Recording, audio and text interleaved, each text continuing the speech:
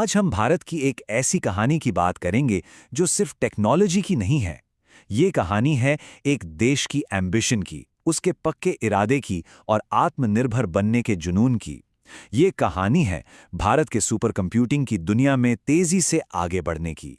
40 petaflops.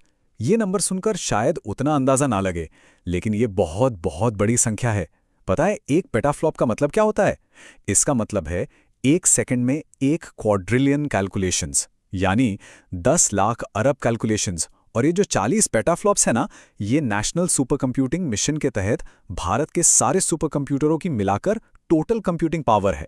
तो इसका असल में मतलब क्या हुआ? मतलब यह कि देश भर में जो 37 सुपर कंप्यूटर्स लगाए गए हैं, वो सब मिलकर एक साथ इतनी तेजी से कैलकुलेशंस कर रहे हैं कि वही काम करने में एक नॉर्मल लैपटॉप को हजारों साल लग जाएंगे। सोचिए, यह भारत की साइंटिफिक पावर का एक जबरदस्त सबूत है। हाँ, लेकिन क्या हो अगर ये पूरा का पूरा मिशन, ये सारी तरक्की किसी शानदार प्लान से नहीं, बल्कि एक ना सुनने से शुरू हुई हो? सच तो यह है कि इस कमाल के सफर की असली कहानी दशकों पहले एक बड़े झटके के साथ शुरू हुई थी। एक ऐसी घटना जिसने भारत को हमेशा के लिए बदल कर रख दिया। तो चलिए, इसके लिए इतिहास में थोड़ा पीछे चलते हैं। ये वो दौर था जब इंटरनेशनल सैंक्शंस, यानी कि अंतर्राष्ट्रीय प्रतिबंध, भारत के लिए एक बहुत बड़ी चुनौती थे। लेकिन कहते हैं ना, हर चुनौती एक मौका लेकर आती है, और यहां भी कुछ ऐसा ही हुआ। ये कहानी का एक बहुत बड़ा टर्निंग पॉइंट था।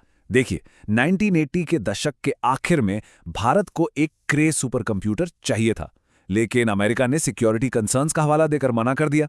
अब इस ना के जवाब में 1987 में सीडैक यानी centre for development of advanced computing को बनाया गया। और फिर देखिए, सिर्फ 4 साल बाद 1991 में सीडैक ने भारत का पहला स्वदेशी सुपर कंप्यूटर लॉन्च कर दिया, परम 8000, जिसका संस्कृत में मतलब होता है सर्वोच्च या सुप्रीम। और जो नतीजा सामने आया वो सच में हैरान करने वाला था। जरा सोचिए, भारत ने क्या मांगा था? एक क्रे XMP सुपर कंप्यूटर जिसकी कीमत थी $10 मिलियन, और भारत ने बनाया क्या? परम 8000, जो उसी कीमत में उस क्रे सुपर कंप्यूटर से 28 गुना ज्यादा पावरफुल था। ये सिर्फ एक टेक्नोलॉजिकल अचीवमेंट नहीं थी, ये एक करारा जवाब था। तो सवाल ये उठता है कि ये हुआ कैसे? परम 8000 इतना पावरफुल कैसे बना? इसे समझने के लिए चलिए कहानी में एक छोटा सा ब्रेक लेते हैं और ये समझते हैं कि आखिर ये सुपर कंप्यूटर काम कैसे करते हैं। और यकीन मानिए, ये सुनने में जितना कॉम्प्लिकेटेड लगता है उतना है नहीं। देखिए, किसी भी सुपर कंप्यूटर का जो बेसिक आइडिया है वो है क्लस्टर। अब ये क्लस्टर क्या है? आसान भाषा में कहें तो ये बहुत सारी अलग अलग मशीनों या नोड्स का एक ग्रुप होता है, जिन्हें आपस में जोड़कर एक सिंगल सुपर पावरफुल सिस्टम की तरह काम करने के लिए बनाया जाता है। इसको ऐसे समझिए जैसे बहुत सारे कंप्यूटरों की एक टीम है और सब मिलकर एक बहुत बड़ी मुश्किल पहेली को सुलझा रहे हैं। हर कंप्यूटर अपना अपना हिस्सा सॉल्व करता है और जब सब मिलकर काम करते हैं तो नतीजा कमाल का होता है।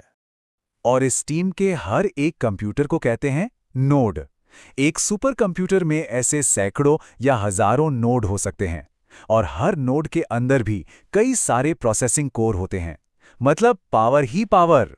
तो हर नोड एक मेहनती वर्कर की तरह अपनी सारी की सारी पावर उस बड़े सिस्टम को दे देता है, और इसी टीम वर्क से वो अनबिलीवेबल स्पीड हासिल होती है जिसके लिए सुपर कंप्यूटर्स जाने जाते हैं।